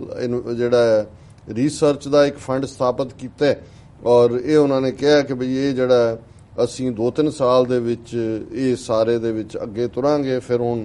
atomic clocks ਆਣਗੇ ਉੱਥੇ ਔਰ ਜਿਹੜਾ ਆਪਸੀ ਛੋਟੇ ਇਹਨਾਂ ਦੇ ਉਪਗ੍ਰਹਿ ਨੇ, ਸੈਟੇਲਾਈਟ ਨੇ, ਉਹਦੇ ਲਈ ਬਿਜਲੀ ਵੀ ਜਿਹੜੀ ਆ ਉਹ ਦੇਣਗੇ। ਸੋ ਇਸ ਕਿਸਮ ਦਾ ਫਿਰ 2008 ਦੇ ਮੁੰਬਈ ਹਮਲਿਆਂ 'ਚ ਇੱਕ ਬੱਚਾ ਜਿਹੜਾ ਸਰਵਾਈਵਰ ਹੈ 2 ਸਾਲ ਦਾ ਮੋਸ਼ੇ, ਉਹਨੂੰ ਭਾਰਤ ਆਉਣ ਦਾ ਸੱਦਾ ਦਿੱਤਾ ਔਰ ਮੋਦੀ ਨੇ ਆਪਣਾ ਇਹ ਦੱਸਦਿਆਂ ਜੀ ਕਿੰਨਾ ਉਹਨੂੰ ਪਿਆਰ ਹੈ ਭਾਰਤੀ ਮੂਲ ਦੇ ਲੋਕਾਂ ਨਾਲ। ਹਾਲਾਂ 80,000 ਦੇ ਕਰੀਬ ਯਹੂਦੀ ਇਜ਼ਰਾਈਲ 'ਚ ਉਹ ਰਹਿੰਦੇ ਨੇ ਜਿਹੜੇ ਭਾਰਤ ਛੱਡ ਕੇ ਗਏ ਨੇ ਜੀ। ਜ਼ਾਹਰ ਹੈ ਕਿ ਵੀ ਉਹਨਾਂ ਨੇ ਮਹਿਸੂਸ ਕੀਤਾ ਹੋਵੇਗਾ ਵੀ ਉਹਨਾਂ ਨਾਲ ਕੀ ਸਲੂਕ ਹੁੰਦਾ ਪਰ ਉਹਨਾਂ 'ਚੋਂ ਲਗਭਗ 5,000 ਦੇ ਇਕੱਠ ਨੂੰ ਜਿਹੜਾ ਇਹਨੇ ਸੰਬੋਧਨ ਕੀਤਾ ਔਰ ਉਹਨਾਂ ਨੇ ਇਹ ਕਿਹਾ ਇਹਨੇ ਮੋਦੀ ਨੇ ਕਿ ਜੀ ਅਸੀਂ ਇਜ਼ਰਾਈਲ ਔਰ ਭਾਰਤ ਅਸੀਂ ਇਹੋ ਜਿਹੇ ਜੀਓਗ੍ਰਾਫੀਕਲ ਖਿੱਤੇ 'ਚ ਰਹਿੰਦੇ ਹਾਂ ਜਿੱਥੇ ਸਾਡੇ ਲਈ ਬਹੁਤ ਖਤਰੇ ਨੇ ਔਰ ਅਸੀਂ ਜਿਹੜਾ ਇਸ ਨੂੰ ਸਾਡਾ ਇਹ ਫਰਜ਼ ਬਣਦਾ ਵੀ ਅਸੀਂ ਟੁਗੈਦਰਨੈਸ ਦਿਖਾਈਏ। ਫਿਰ ਜਿਹੜੀਆਂ ਗਿਫਟਸ ਦਿੱਤੀਆਂ ਉਹਨਾਂ 'ਚੋਂ ਇੱਕ ਪਿਕਚਰ ਜਿਹੜੀ ਸ਼ੋਲਜਰਸ ਦੀ ਔਰ ਜ਼ਾਹਰ ਹੈ ਉਹ ਸਿੱਖ ਸ਼ੋਲਜਰ ਹੀ ਹੋਣਗੇ ਕਿਉਂਕਿ 11 ਦਸੰਬਰ 1917 ਨੂੰ ਜੈਰੂਸ਼ਲਮ ਜਾਂ ਮਿਡਲ ਈਸਟ ਜਿਹੜੀ ਹੈ ਇਹ ਆਟੋਮੈਨ ਅੰਪਾਇਰ ਤੋਂ ਜਿਹੜਾ ਉਹ ਖੋਇਆ ਸੀ ਔਰ ਉਸ ਵੇਲੇ ਬਸਰਾ ਔਰ ਦੂਜੇ ਜਾਂ ਪੰਜਾਬੀ ਸਿੱਖ ਸਨ ਜਾਂ ਪੰਜਾਬੀ ਮੁਸਲਮਾਨਾਂ ਦੀਆਂ ਫੌਜਾਂ ਉੱਥੇ ਤਾਇਨਾਤ ਸਨ ਔਰ ਇਹ ਜਿਹੜਾ ਹੈ ਇਸ ਦੇ ਦੌਰੇ ਦੀ ਗੱਲ ਹੈ। ਸੋ ਮੈਂ ਇਹ ਕਨਕਲੂਡ ਕਰਾਂ ਕਿ ਬਈ ਇਹ ਜਿਹੜਾ ਸਾਰਾ ਪਾਰਟ ਹੈ ਮੇਰੇ ਲਈ ਇੱਕ ਸੋਚ ਦਾ ਵਾਇਸ ਵੀ ਬਣਿਆ ਹਾਲਾਂ ਮੈਨੂੰ 1990 ਤੋਂ ਹੀ ਪਤਾ ਹੈ ਵੀ ਇਜ਼ਰਾਈਲ ਅੰਡਰ ਦਾ ਟੇਬਲ ਕੋਆਪਰੇਸ਼ਨ ਕਰ ਰਿਹਾ ਹੈ ਇੱਕ ਸਟੇਜ ਤੇ ਭਾਰਤ ਦੇ ਨਾਲ ਇਹਨਾਂ ਦਾ 1990 ਚ ਕਿਸ ਕਿਸਮ ਦੀ ਡੀਲ ਵੀ ਸੀ। ਪਾਕਿਸਤਾਨ ਦਾ ਕੋਇਟਾ ਨਿਊਕਲੀਅਰ ਪਲਾਂਟ ਜਿਹੜਾ ਸੀ ਉਹ ਡਿਸਟਰੋਏ ਕਰਨ ਦੇ ਲਈ ਇਜ਼ਰਾਈਲੀ ਮੋਸਾਦ ਦਾ ਆਪਰੇਸ਼ਨ ਵਾਇਆ ਕਸ਼ਮੀਰ ਦੇ ਵਿੱਚ ਉਹਨਾਂ ਦੇ ਆਏ ਹੋਏ ਸੀ ਬੰਦੇ, ਲੇਕਿਨ ਉਹ ਟਾਈਮਲੀ ਉਹ ਜਿਹੜਾ ਹੈ ਉਹ ਉਹਨਾਂ ਦਾ ਪਤਾ ਲੱਗ ਗਿਆ, ਉਹ ਸੰਭਵ ਨਹੀਂ ਹੋ ਸਕਿਆ। ਔਰ ਇਹੀ ਨਹੀਂ ਹੈ, ਇਹਨਾਂ ਦੀ ਹੋਰ ਕੀ ਲਾਈਨ ਹੈ, ਕਿਉਂਕਿ ਹਿਮਾਚਲ ਪ੍ਰਦੇਸ਼ ਬਾਰੇ ਸਾਡੇ ਕੋਲੇ ਖਬਰਾਂ ਨੇ ਕਿ ਵੀ ਉੱਥੇ ਜਿਹੜੇ ਇਸ ਵੇਲੇ ਬਾਹਰਲੇ ਸਭ ਤੋਂ ਜ਼ਿਆਦਾ ਟੂਰਿਸਟ ਹੁੰਦੇ ਨੇ, ਔਰ ਖਾਸ ਤੌਰ ਤੇ ਉਹਨਾਂ ਸੈਂਸਿਟਿਵ ਏਰੀਆਜ਼ ਰੋਹਤਾਂਗ ਪਾਸ ਵੱਲ ਜਿਹਦਾ ਬਾਰਡਰ ਚਾਈਨਾ ਨਾਲ ਲੱਗਦਾ ਹੈ, ਉਹ ਯਹੂਦੀ ਹੁੰਦੇ ਨੇ ਇਜ਼ਰਾਈਲ ਦੇ। ਵੱਡੀ ਗਿਣਤੀ 'ਚ ਜਿਹੜਾ ਉਹਨਾਂ ਦੀ ਇਜ਼ਰਾਈਲੀਆਂ ਦੀ ਆਮਦ ਹਿਮਾਚਲ ਦੇ ਉਸ ਖਿੱਤਿਆਂ 'ਚ ਸ਼ਿਮਲਾ ਜਾਂ ਧਰਮਸ਼ਾਲਾ ਜਾਂ ਡਲਹੌਜ਼ੀ ਤਾਂ ਚਲੋ ਤੁਸੀਂ ਐਜ਼ ਏ ਟੂਰਿਸਟ ਸਪੌਟ ਕਹਿ ਸਕਦੇ ਹੋ, ਉੱਥੇ ਕੋਈ ਵੀ ਆਏ, ਲੇਕਿਨ ਉਹਨਾਂ ਸੈਂਸਿਟਿਵ ਏਰੀਆਜ਼ ਦੇ ਵਿੱਚ ਸੋ ਜ਼ਾਹਰ ਹੈ ਵੀ ਇਹ ਇਜ਼ਰਾਈਲ ਦੀ ਕੋਆਪਰੇਸ਼ਨ ਇਸ ਲੈਵਲ ਤੇ ਵੀ ਇਹਨਾਂ ਦੇ ਨਾਲ ਹੈ। ਪਰ ਹੁਣ ਜਿਵੇਂ ਖੁੱਲ ਕੇ ਇੱਕ ਟਾਇਰੈਂਟ ਮੋਦੀ ਜਿਹੜਾ ਹੈ ਉਹ ਜਾ ਕੇ ਉਸ ਨੇਤਾਨਯਾਹੂ ਨੂੰ ਜਿਹੜਾ ਇਲੀਗਲ ਸੈਟਲਮੈਂਟਸ ਵੀ ਬਣਾ ਰਿਹਾ, ਔਰ ਜਿਹੜਾ ਇੱਕ ਸਟੈਪ ਰੁਕ ਗਿਆ ਪ੍ਰੈਜ਼ੀਡੈਂਟ ਡੋਨਲਡ ਟਰੰਪ, ਕਿਉਂਕਿ ਇਹਨੇ ਐਲਾਨ ਕੀਤਾ ਹੋਇਆ ਸੀ ਜੀ ਕਿ ਜੈਰੂਸ਼ਲਮ ਨੂੰ ਰਾਜਧਾਨੀ ਬਣਾ ਦਿਓ, ਅਸੀਂ ਡਿਕਲੇਅਰ ਕਰ ਦਿਆਂਗੇ। ਉਹ ਵੀ ਨੇੜੇ ਤੇੜੇ ਆ ਕੇ ਕਰ ਦੇਗਾ ਜੇ ਅਗਲੀ ਟਰਮ ਇਹਨੇ ਲੜਨੀ ਹੋਈ ਇਲੈਕਸ਼ਨ, ਜੇ ਉਦੋਂ ਤੱਕ ਸਰਵਾਈਵ ਕੀਤਾ, ਇੰਪੀਚ ਨਾ ਹੋਇਆ। ਲੇਕਿਨ ਇਹ ਜਿਹੜੀ ਹੈ ਬਿਲਕੁਲ 90-95 ਸਾਲ ਬਾਅਦ ਨਾਜ਼ੀਆਂ ਦਾ ਨੁਮਾਇੰਦਾ ਜਿਹੜਾ ਹੈ ਅੱਜ ਉਸ ਦੇ ਨਾਲ ਗਲੇ ਮਿਲ ਰਿਹਾ, ਜਿਹੜੇ ਇਸ ਗੱਲ ਤੇ ਲਿਮੈਂਟ ਕਰਦੇ ਨੇ ਕਿ ਜੀ ਸਾਡੇ 6 ਮਿਲੀਅਨ ਮਾਰ ਦਿੱਤੇ ਔਰ ਇਹ ਹੋਇਆ ਔਰ ਉਹ ਹੋਇਆ। ਸੋ ਹੁਣ ਇਹ ਬਗਲਗੀਰ ਜਿਹੜਾ ਅੱਜ ਜਿਹੜਾ ਕਾਤਲ ਹੈ ਔਰ ਜਿਹੜਾ ਮਕਤੂਲ ਬਣਿਆ, ਉਹ ਕਿਵੇਂ ਕਾਤਲ ਨੂੰ ਜਿਹੜਾ ਉਹ ਸਨਮਾਨ ਰਿਹਾ, ਇਸ ਤੋਂ ਵੱਧ ਕੇ ਹੋਰ ਕੀ ਜਿਹੜੀ ਹੈ ਇਹਨੂੰ ਜੋਕ ਕਹੋ, ਔਰ ਇਸ ਨੂੰ ਇਹ ਕਹੋ ਕਿ ਵੀ ਜਦੋਂ ਇਖਲਾਕ ਔਰ ਕਿਸੇ ਵੀ ਸ਼ਾਇਸਤਗੀ, ਮੇਰੇ ਕੋਲ ਸ਼ਬਦ ਨਹੀਂ ਮੈਨੂੰ ਲੱਭ ਰਿਹਾ ਕਿ ਮੈਂ ਇਹਨੂੰ ਕਿਵੇਂ ਐਕਸਪਲੇਨ ਕਰਾਂ ਕਿ ਜਿਹੜਾ ਇਜ਼ਰਾਈਲ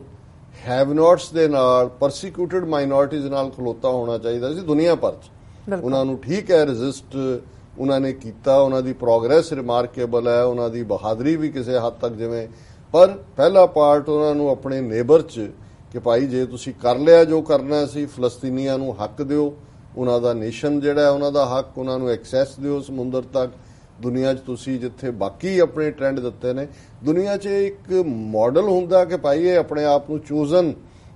ਮੈਨ ਔਰ ਚੋਜ਼ਨ ਪੀਪਲ ਆਫ ਗੋਡ ਕਹਾਉਣ ਵਾਲੇ ਵਾਕਈ ਆਪਣੇ ਨੇਬਰਸ ਦੇ ਨਾਲ ਕਿਹੋ ਜਿਹਾ ਸਲੂਕ ਕਰਦੇ ਨੇ। 10 ਕਮਾਂਡਮੈਂਟਸ ਦਾ ਬੜਾ ਮਾਣ ਹੁੰਦਾ ਹੈ ਔਰ ਓਲਡ ਟੈਸਟਾਮੈਂਟ ਔਰ ਦੂਸਰਾ, ਲੇਕਿਨ ਉਹ ਤਾਂ ਉੱਥੇ ਤਾਂ ਉਹਨਾਂ ਨੇ ਜ਼ੁਲਮਾਂ ਦੀ ਅਖੀਰ ਕੀਤੀ ਸੀ। ਹੁਣ ਸਮੁੰਦਰ ਪਾਰ ਆ ਕੇ ਜਿਸ ਜ਼ਾਲਮ ਨੂੰ ਉਹਨਾਂ ਨੇ ਗਲ ਨਾਲ ਲਾਇਆ, ਔਰ ਹੁਣ ਉਸ ਅੰਦਾਜ਼ ਦੇ ਵਿੱਚ ਇੱਥੋਂ ਥਾਪੀ ਲੈ ਕੇ ਟਰੰਪ ਤੋਂ ਪਹਿਲਾਂ ਲੈ ਕੇ ਗਿਆ, ਇਜ਼ਰਾਈਲ ਤੋਂ ਲੈ ਕੇ ਹੁਣ ਇਹ ਨਾਜ਼ੀ ਮੋਦੀ